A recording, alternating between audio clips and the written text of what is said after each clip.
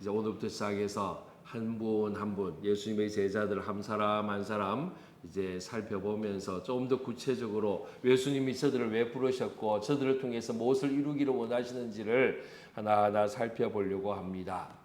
베드로는요, 첫 번째가 베드로인데 성경에 베드로에 대한 이야기가 굉장히 많이 나와요. 그래서 다른 제자들은 한 번, 두 번이면 충분할 것 같은데 베드로는 한 10번 해야 되지 않을까 뭐 그런 생각도 해봅니다. 베드로에 대한 자료가 너무너무 많아요. 어쩌면 그만큼 활약을 많이 하고 또 주님의 기대를 많이 모았던 제자이지 않겠냐라는 생각이 들어요. 우리가 한 사람 한 사람 살펴보겠지만은 어떤 분은요 진짜 이름만 나온 제자도 있어요. 어떤 일을 했는지도 알지도 못하겠어요.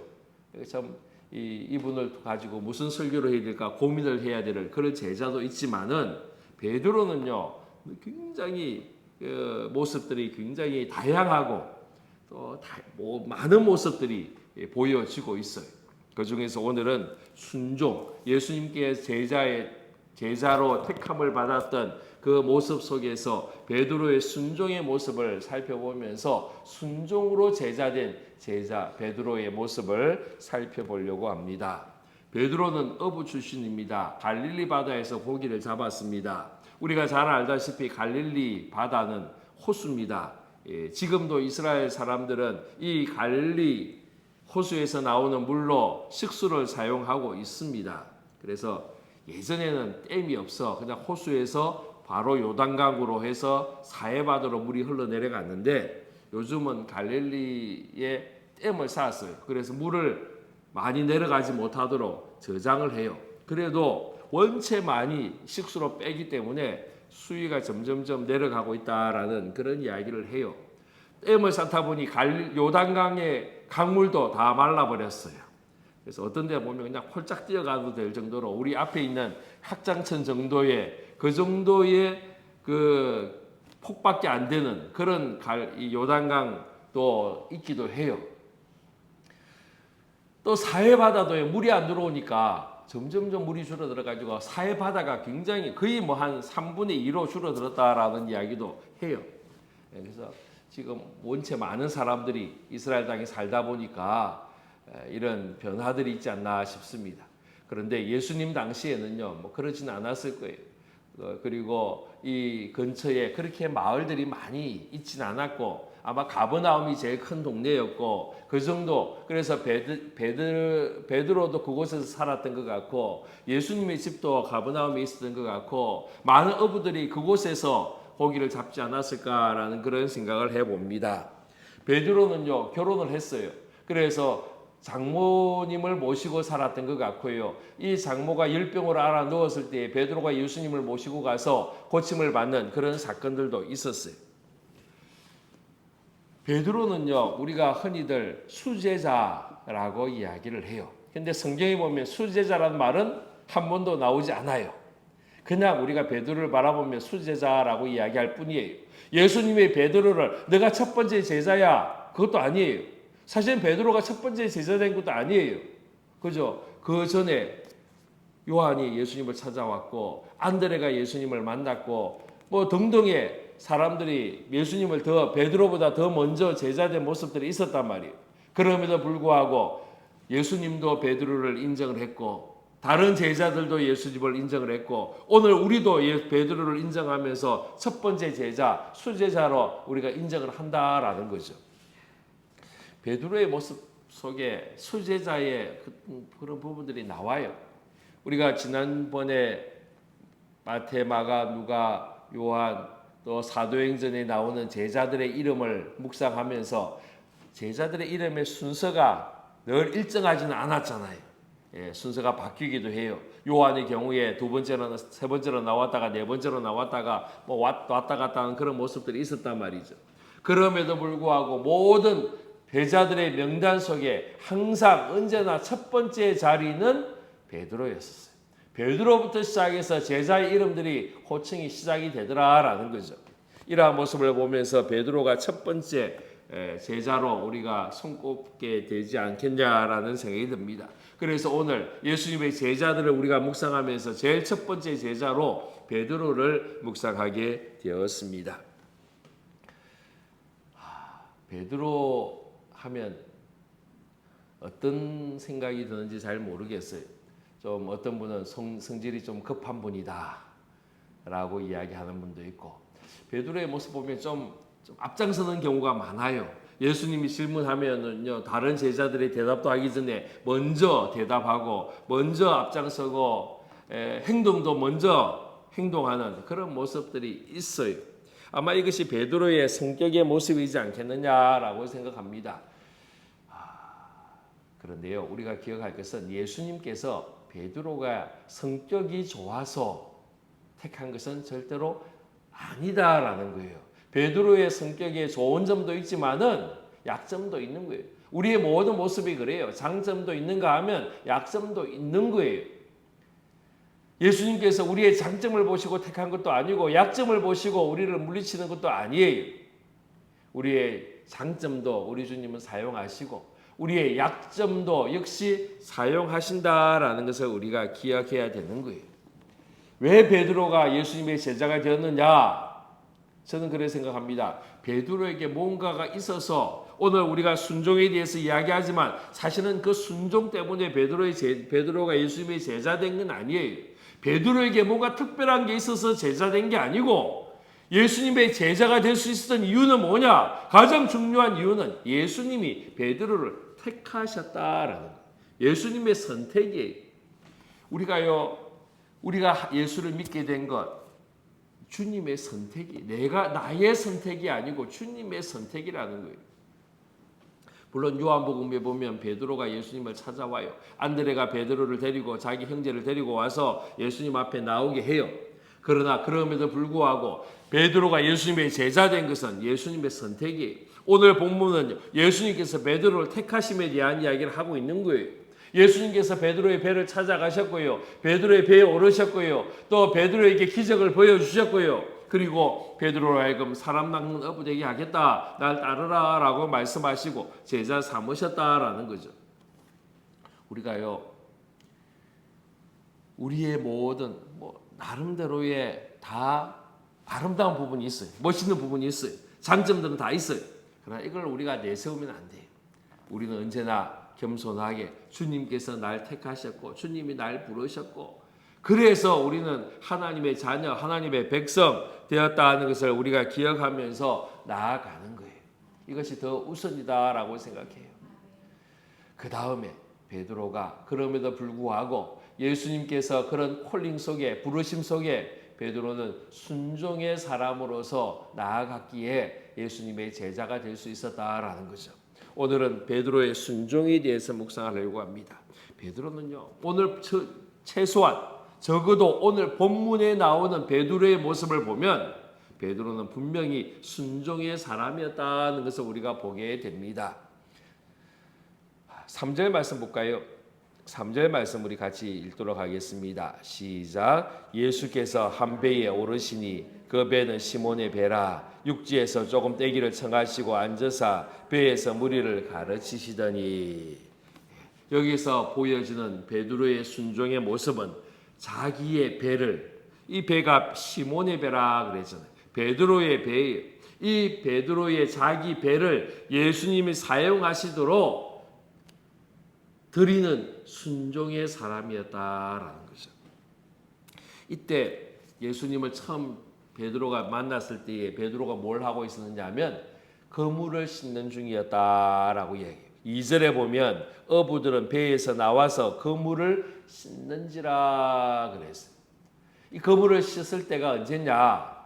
저도 어부를 되어 본 적은 없지만은 제가 어렸을 때에 바닷가에서 어부들의 모습을 보면 그물을 싣고 있는 그런 모습들을 봤어요. 그물을 꼬매는, 요즘은 그물을 그렇게 꼬매거나 그러지 않는다 그래요. 몇 번 사용하고 그리고 그물이 찢어지고 그러면 그냥 그건 다 폐기하고 또 그물을 또 새로 산다라는 이야기를 들었어요. 그만큼 아마 그물값이 많이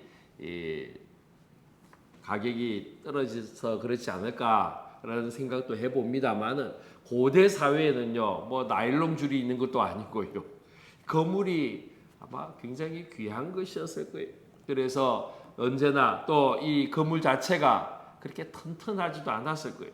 그래서 고기를 잡고 돌아오면 그 그물 사이에 붙어 있는 그런 이물질도 빼내고 제거하고 청소하고 씻어내고 또 말리고 그리고는 또 떨어진 부분을 꼬매고 하는 그런 일들이 어부에게는 굉장한 중요한 일이지 않았을까라는 그런 생각을 해봅니다. 그 일을 하고 있는 거예요. 그물을 씻는다라는 말은요, 그 일을 하고 있는 거예요. 다시 말하면 베드로는요 바빠요.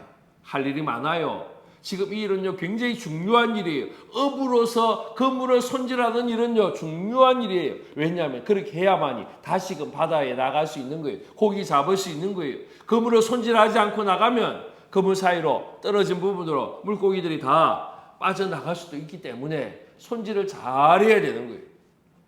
이것은요 나중에 할 일이 아니에요. 지금 할 일이에요. 그리고는 가서 좀 쉬었다가 또다시 고기 잡으러 나가야 되는 거예요. 이것이 어부의 모습이단 말이에요. 그물을 손질하는 것은 어부의 생계가 달린 문제예요. 나중에 할 일이 아니고 지금 당장 해야 할 일이에요. 사실은 지난 밤에 밤새 그물을 던지며 고기를 잡느라 피곤하고 지쳐 있어요. 그럼에도 불구하고 집에 가서 쉬지 않고 가장 먼저 할 일은 뭐냐? 그물을 손질하는 일이고 그물을 씻는 일이고 이것을 말리는 일이다라는 거예요. 그래서 베드로는 이걸 해야 돼요. 이걸 해야만이 끝내야만이 베드로는 들어가서 쉴 수가 있는 거예요.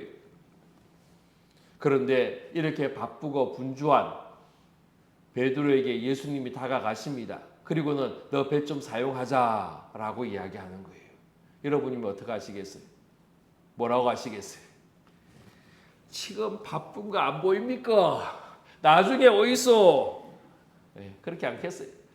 또요. 어쩌면 성질을 부리면서 지금 무슨 소리 하느냐고 딴 데 가서 알아보이소 뭐 이렇게 말하지 않겠어요? 어쩌면요 대꾸도 하지 않고 그냥 자기 일에 그냥 그물 손질하는 일에 정신없이 그냥 뭐 쳐다보지도 않고 그물 손질하는 그런 어부도 있지 않을까라는 그런 생각을 해봐요. 그런데 놀랍게도 베드로는요 그렇지 않았어요. 자기의 배를 들여 바로 이것이 베드로의 순종이었다는 거예요. 예수님께서 사용하시고자 할 때에 자기의 배를 내어드리는 것 이것이 순종의 사람의 모습이었다는 거예요. 근데 예수님께서요 그 배에 오른 다음에 뭘 하셨느냐? 베드로에게 배를 육지에서 조금 떼라라고 이야기합니다. 처음에는 아마 배가 육지에 걸쳐져 있었을 거예요.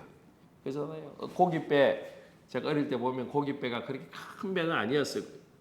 2000년 전에 고깃배가 얼마나 컸겠어요. 2000년 전에 그냥 조그마한 고깃배지 않았을까라고 생각해요. 한 몇 사람 타면 모르겠어요. 예수님의 제자들과 예수님이 12명, 13명이 배를 탄 적도 있었으니까 아마 그 정도까지 탈 수 있을 정도의 크기의 배이지 않겠냐. 그런데 고대에는요 이렇게 뭐 방파제라든지 이런 게 크게 발달되지 않았었어요. 그러니까 아마 그냥 바닷가에 배를 붙이고 좀 끌어올려 가지고 떠내려가지 않도록 붙잡아 놓고 그러지 않았을까라는 생각이 들어요. 그런데 예수님이 그 배에 그냥 올라탄 게 아니고 베드로에게 배를 육지에서 조금 떼라라고 이야기하는 거예요. 그럼 어떻게 돼요? 베드로는 자기가 그물 손질하는 거 그냥 배 올라타 있어 이게 아니고 그물 손질하는 거 내려놓고 배를 밀어야 되는 거예요. 그래서 바다로 들어가야 되는 거예요. 그 다음에 어떻게 돼요? 노를 저어야 돼요. 육지에서 조금 떼려면 노를 저어야 돼요. 그리고 배가 조금 움직인 다음에 또 너무 멀리 가면 안 되잖아요. 적당한 거리를 유지하도록 계속해서 노를 젓든지 배를 멈추게 하든지 아마 베드로는요 그 배 안에 계속 있어야 한다라는 거예요.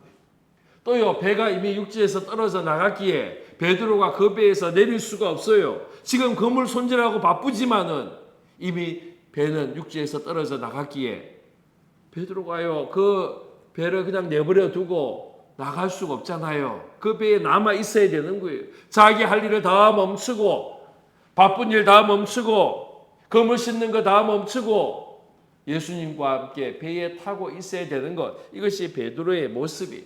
바로 이것이 순종이다라는 거죠. 지금 배에는 누가 있느냐? 예수님이 탔고요. 베드로가 타고 있는 거예요. 베드로 형제 안드레가 함께 탔을지 안 탔을지는 잘 모르겠어요. 여기에 대해서 성경은 이야기하지 않아요. 그런데 그물을 던질 때는 혼자 던지는 경우보다는 아마 같이 던지지 않았을까라는 생각을 하면서 함께 탔을 가능성도 있고 아니면 나중에 탔을 가능성도 있지만 분명한 것은 그 배에 누가 있었느냐? 예수님이 있었고 베드로는 있었다는 건 분명한 거예요. 그리고 그 배에서 예수님이 뭘 하느냐? 육지에 모여있는 수많은 사람들에게 말씀을 가르치기 시작했다라는 거예요. 예수님께서요, 말씀을 한번 전하면 짧게 전하지는 않으셨던 것 같아요. 요즘처럼 30분 설교하지는 않으셨어요. 꽤 오랫동안 설교하셨던 것 같아요. 베세다 들녘에서요, 예수님께서요, 하루 온종일 설교하는 말씀 전하시는 거예요. 그래서 사람들이요, 배가 고플 정도로 계속 어두워질 때까지 예수님이 말씀을 전하시는 그런 모습도 보여지는 거예요. 그래서 아마 최소한 1시간, 2시간 말씀을 전하지 않았을까라는 그런 생각을 합니다. 그때 베드로가 할 일이 뭐예요? 그냥 앉아있는 거예요. 검을 손질하는 게 아니에요. 딴짓하는 게 아니에요. 예수님 말씀 귀담아 듣는 것, 이것이 베드로가 할 일이다라는 거죠. 그동안에 했던 모든 일 다 멈추고 예수님의 말씀에만 귀 기울이는 것, 바로 이것이 순종의 사람의 모습이다라는 거죠. 여러분, 순종은 다른 게 아니에요. 내 것 포기하는 것, 이게 순종이에요. 내 생각이 아니라 예수님의 생각으로, 내 뜻이 아니라 예수님의 것으로, 내 결정이 아니라 예수님의 결정으로 나아가는 것, 이게 순종이에요. 그리고 하나 더 나아가서 주님의 말씀에 귀 기울이는 것, 이것이 순종의 모습이다라는 거죠. 순종은요, 어디에서 시작하느냐? 말씀에서부터 시작이 돼요. 예수님 말씀하실 때 그 말씀에 귀 기울이는 것, 이게 순종의 시작이다라는 거예요. 말씀 듣지 않고는 절대로 순종이 이루어질 수 없어요. 그래서 말씀을 듣는 것과 순종은 같은 말이에요. 이것이 어디 나오느냐? 사무엘상 15장 22절에 나와요.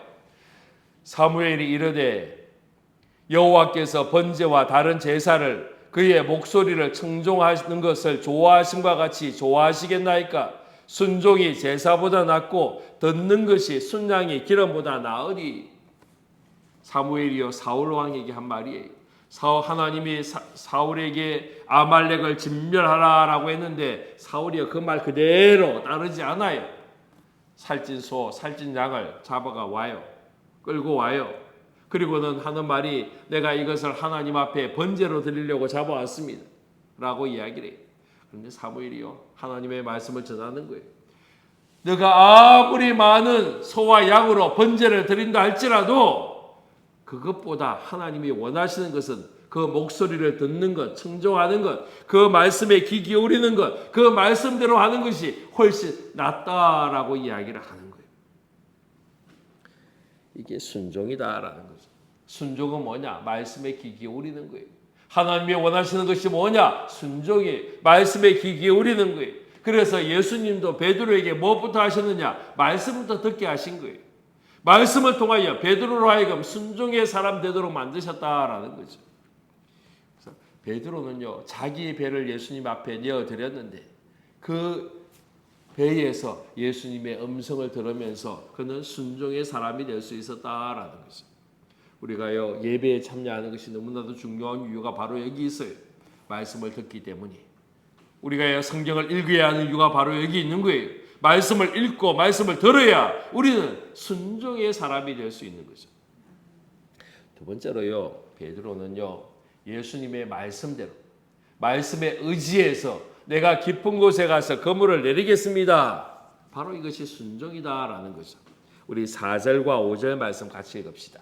4절 5절입니다. 시작. 말씀을 마치시고 시몬에게 이르시되 깊은 데로 가서 그물을 내려 고기를 잡으라. 시몬이 대답하여 이르되 선생님, 우리들이 밤이 새도록 수고하였으되 잡은 것이 없지만은 말씀에 의지하여 내가 그물을 내리리다 하고. 할렐루야.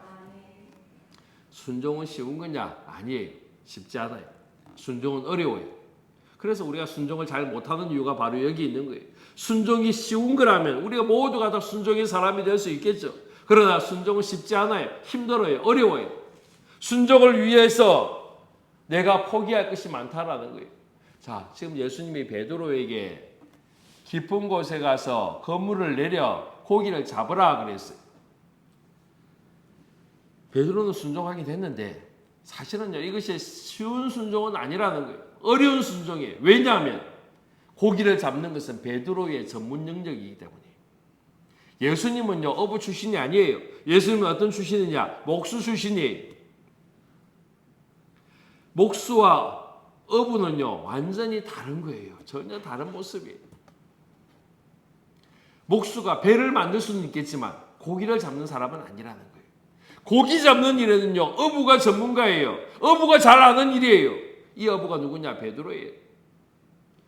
비록 밤새 고기를 잡아도 한마디로 못 잡았긴 했지만은 어쩌면요 그래서 더 베드로가 순종하기 어려울지 몰라요. 지금 날 약 올리는 거냐고 그럴 수 있지 않겠어요? 날 우습게 보느냐고, 어젯밤에 고기 한 마리 못 잡았다고 날 우습게 보느냐고. 그래도 내가 이곳에서 잔뼈가 굵었고 내가 이곳에서 이 갈릴리 바다 구석구석 내가 다 잘 아는데 당신이 뭔데 나에게 고기 잡아라 말라, 어디 가서 고기 잡아라라고 이야기하느냐고. 자존심 상할 수 있는 거예요. 기분 나쁠 수 있는 거예요. 여러분 우리가요 기분 나쁘면요 잘하던 일도 안 해요. 때려치워요. 감정 상하면요 자존심 상하면요 때려치운단 말이죠. 그런데 예수님께서 어부도 아닌데 어부 베드로에게 뭐라고 하느냐? 깊은 곳에 가서 그물을 내려 고기를 잡으라라고 말씀하는 거예요. 여러분 어떻게 하실래요? 물론 우리는 정답을 알잖아요. 예, 예수님 깊은 곳에 갈게요. 아이고 감사합니다. 그물 내리지요. 아이고 고맙습니다. 물고기 많이 잡게 해주셔서 고맙습니다. 우리는 답을 다 알아요. 그래서 우리는 순종할 마음이 생겨요. 그러나 베드로 입장에서 그렇지 않을 거예요. 순종하기 어려워요. 힘든 일이에요. 베드로의 순종은요 불가능한 환경 속에서 하였던 순종이다라고 할 수 있는 거죠. 여러분 우리가 순종의 사람 되기 위해서는요 내려놓을 게 많아요. 내 경험, 내 지식, 내 판단력, 내 생각, 그리고 내 자존심, 이것이 내려져야만이 우리는 순종의 자리로 들어갈 수 있다라는 거죠. 여러분 우리가 순종의 사람 되어야 돼요. 말씀에 순종하기 위해서 포기할 것이 있다는 거죠. 값을 치루어야 한다라는 거죠. 우리 모두가 순종의 사람 되기를 주의 이름으로 축원합니다. 세 번째로 우리가 기억할 것은 베드로는요 순종했기에 제자 될 수 있었다라는 거죠. 우리 10절 11절 말씀 같이 읽읍시다. 10절 11절입니다. 시작. 세베대의 아들로서 시몬의 동업자인 야고보와 요한도 놀랐습니다. 예수께서 시몬에게 이르시되 무서워하지 말라, 이제 후로는 내가 사람을 취하리라 하시니 그들이 배들을 육지에 대고 모든 것을 버려두고 예수를 따르니라. 베드로가 예수님의 말씀대로 깊은 곳으로 갔어요. 요즘은 배가 모터로 움직이잖아요. 우리 손장로님 고향에 가서 그 동생분이 어부더라고요. 그래서 배가 있어요. 그래서 배를 타고 이렇게 가까운 곳을 한번 돌아본 적이 있어요. 그 배는요 노를 젓는 배가 아니고 모터로 움직여요. 그래서 금방 저기까지 가는 거예요. 그 배를 움직이기가 그렇게 힘든 게 아니잖아요. 만약 노를 져서 갔으면 너무너무 미안하고 죄송했을 거예요. 근데 제 어릴 때 기억이에요. 어부들이 노를 지었어요. 그래서 제가 기억하는 배 노는요 양손으로 젓는 배가 아니고 아주 긴 장대로 된 배가 그 노가 있었어요. 그래가지고 뒤에서 이렇게 옆으로 젓더라고요. 그리고 어부가 퇴근해서 집으로 갈 때는요 그 노는 가지고 가더라고요. 배는 바다에 두고 묶어놓고 그 긴 노를 들고 집으로 가는, 퇴근하는 그 모습을 제가 기억이 나요. 근데 베드로의 배는 모터배가 아니고 노로 젓는 배였을 거예요. 당연히. 깊은 곳까지 가려면요 한참을 노를 저 가야 되지 않겠어요? 땀을 뻘뻘 흘리면 가지 않겠어요? 그런데 그 깊은 곳까지 가서 예수님의 말씀대로 깊은 곳까지 가서 그물을 던졌는데 고기가 어마어마하게 잡히더라고요. 여러분 어부의 기쁨은 어딜까요? 물고기잖아요. 물고기 많이 잡는 게 어부의 기쁨이에요. 어부의 욕심은 뭐예요? 물고기예요. 물고기 한 마리라도 더 잡고 싶은 것, 그 어부의 욕심이에요. 외국에서는요 물고기를 잡으면 바로 그 자리에서 치수를 재요. 그래가지고 일정 규모의 크기가 안 되면 풀어줘야 돼요. 그래서 더 큰 물고기만 잡고 작은 거는 내버려 줘야 돼요. 그래서 그물 요즘도 그물도요 이 사이즈를 제한을 해요. 그래서 좀 크게 만들어요. 작은 물고기는 빠져나가라는 거예요. 그래야만이 이것이 다시 또 커질 수 있기 때문에 모든 걸 다 잡으면 안 된다는 거예요. 그런데 어부들은요, 욕심 있는 어부들은요, 그 그물을 작은 것을 사용을 하고요. 그래서 모든 걸 다 그냥 잡은 거 모든 걸 다 가져가려고 하는 것이 어부의 욕심이에요. 베드로가요 물고기를 잡았잖아요. 너무너무 많이 잡았어요. 얼마나 많이 잡았는지 몰라요. 6절에 보니 그물이 찢어져 갈 정도로 물고기가 너무 많아가지고 그물이 찢어질 정도로 물고기가 많이 잡혔단 말이에요. 자칫하면 그 잡은 물고기 다 잃어버릴 수 있는 그런 상황이에요. 환경이에요.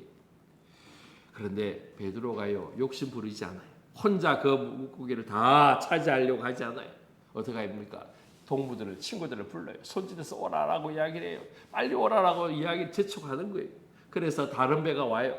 그리고는 두 배에 나누어서 물고기를 끌어올렸는데 두 배가 가라앉을 정도로 지경이 될 정도로 그렇게 많은 물고기를 잡았다라는 거죠. 베드로는요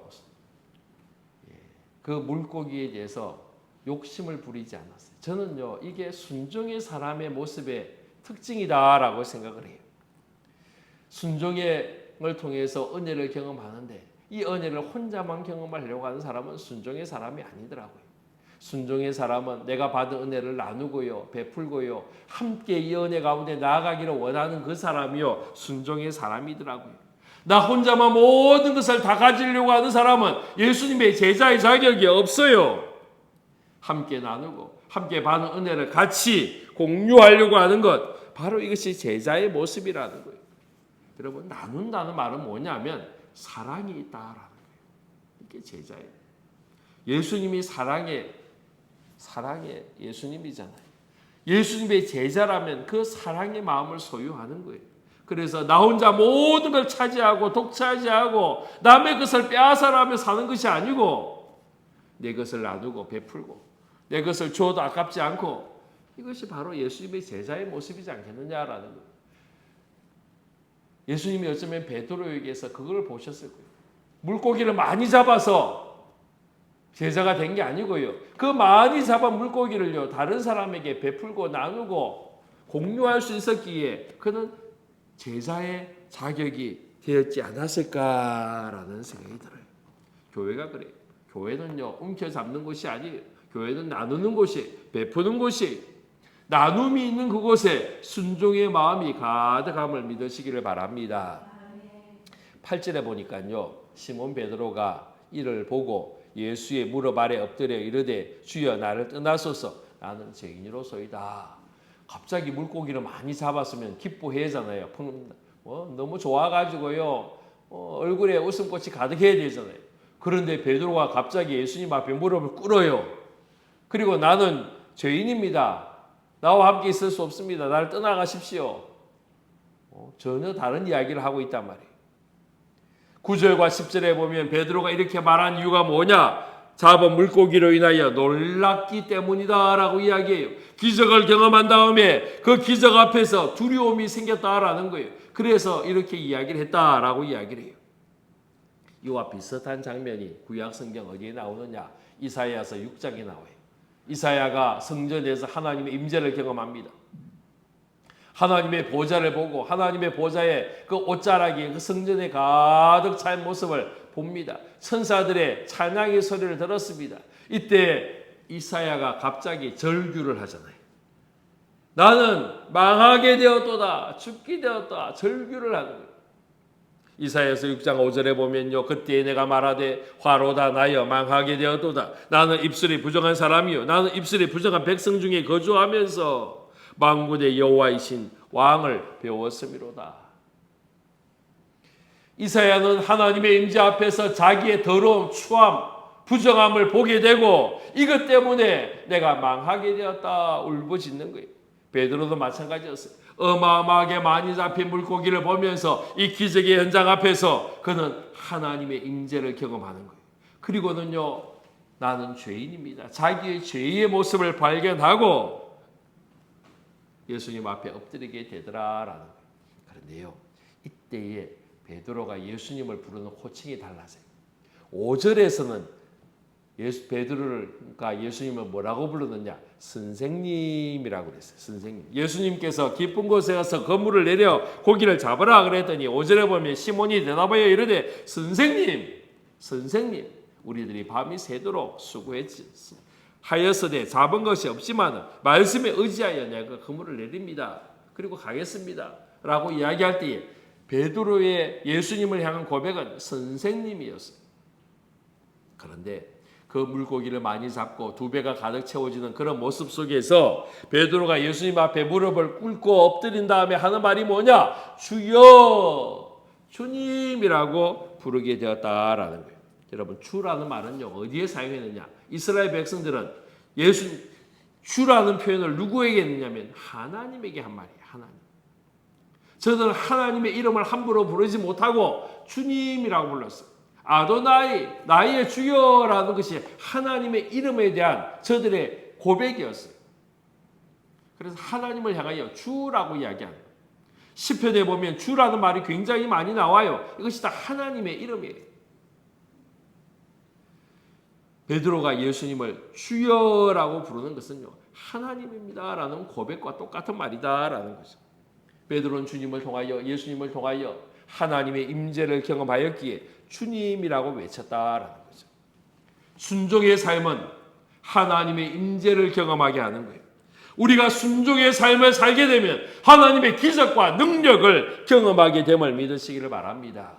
바로 그때 베드로의 입에서 예수님을 향하여 주님이라고 부르짖는 그 순간에 예수님은 베드로를 제자로 부르셨습니다. 10절 말씀 다시 볼게요. 같이 읽습니다. 시작. 세베대의 아들로서 시몬의 동업자인 야고보와 요한도 놀랐습니다. 예수께서 시몬에게 이르시되 무서워하지 말라. 이제 후로는 내가 사람을 취하리라 하시니 할렐루야. 예수님께서 베드로를 부르셔요. 이 부름에 응답하는 것이 바로 순종이다라는 거예요. 예수님께서 오라라고 부를 때에 예수님 앞에 나아가는 것, 바로 이것이 순종의 삶이라는 거예요. 여러분, 순종은요, 그물을 던지고 물고기를 잡기 위해서 배를 타고 바다 깊은 곳에 가는 것, 사실 이 정도 차원이 순종이 아니에요. 순종은 뭐냐? 예수님이 오라라고 할 때에 나아가는 것, 예수님이 부르심에 응답하는 것, 이것이 바로 순종이에요. 예수님이 베드로를 제자 삼겠다고 할 때에 예수님의 제자가 되는 것, 바로 이것이 순종이다라는 거예요. 몇 번 거듭 이야기하지만 순종은 대가를 치러야 돼요. 값비싼 대가를 치르는 거예요. 내 것을 포기해야만이 순종의 사람 되는 거예요. 11절 말씀 보세요. 그들이 배들을 육지에 대고 모든 것을 버려두고 예수를 따르니라. 예수님을 따르기 위해서 저들이 할 일이 뭐냐? 모든 것을 버려두고 예수님을 따랐다라는 거예요. 예수님의 부름에 순종하기 위해서 저들은요, 배를 버려두는 거예요. 그 배에 있는 고기를 잡기 위한 모든 도구들, 그물 다 버려둬야 되는 거예요. 더 나아가서 깊은 곳에 가서 그물을 내려 잡았던 그 수많은 물고기조차도 베드로는 내버려 두고 다른 사람에게 주고 예수님을 쫓았다. 바로 이것이 순종의 삶이에요. 내 것을 포기하지 않고 예수님께 순종하겠다. 이것은 있을 수가 없는 거예요. 예수님의 제자들에게 버리라는 말을 많이 했었어요. 심지어는요, 어디까지 버리느냐? 부모 형제까지도 버려야 된다라고 이야기까지 했잖아요. 이 버린다는 말은 뭐냐면 뭐가 더 중요하냐 하는 것을 알아라. 지금 내가 움켜잡고 있는 것이 중요한 게 아니다라는 것을 이야기하는 거예요. 진짜 중요한 것을 택하고 진짜 중요한 것을 붙잡아라라는 거예요. 이것이 순종의 삶이다라는 것이죠. 버린다는 것은 내게 있는 것을, 지금 내가 가지고 있는 것을 나를 위해 서지 않겠다라는 거예요. 버린다는 말은요, 내게 있는 모든 것을 주님을 위해서 쓰는 것, 사용하는 것, 바로 이것이 순종의 모습이다라는 거죠. 베드로는 순종을 통하여 제자 되었습니다. 우리도 주님의 제자 되기 위해서는요, 순종의 사람이 되어야 되는 거예요. 말씀에 순종하며 나아갈 때에 우리는 주와 동행하는 자가 되는 거예요. 예수님을 통하여 하나님이 기뻐하시는 일들을 감당하는 순종의 사람 되는 우리 모두가 되기를 주의 이름으로 축원합니다. 기도하겠습니다. 아버지 하나님, 베드로가 순종의 사람이 되어 예수님의 제자 되었던 것을 기억합니다. 예수님이 원하시는 것을 이루며 예수님의 말씀에 순종하며 나아가며 예수님께서 나를 따르라라고 할 때에 모든 것을 버려두고 예수님을 따라갔던 그 베드로가 예수님의 첫 번째 제자, 수제자가 되었던 것을 기억합니다. 아버지 하나님, 우리에게도 순종의 마음을 허락하여 주옵소서. 순종의 사람 되게 하여 주옵소서. 주님의 말씀에만 귀 기울이며 주의 말씀에 의지하여 살아가는 저희들 될 수 있도록 함께하여 주옵소서. 예수 그리스도 이름으로 기도하옵나이다. 아멘.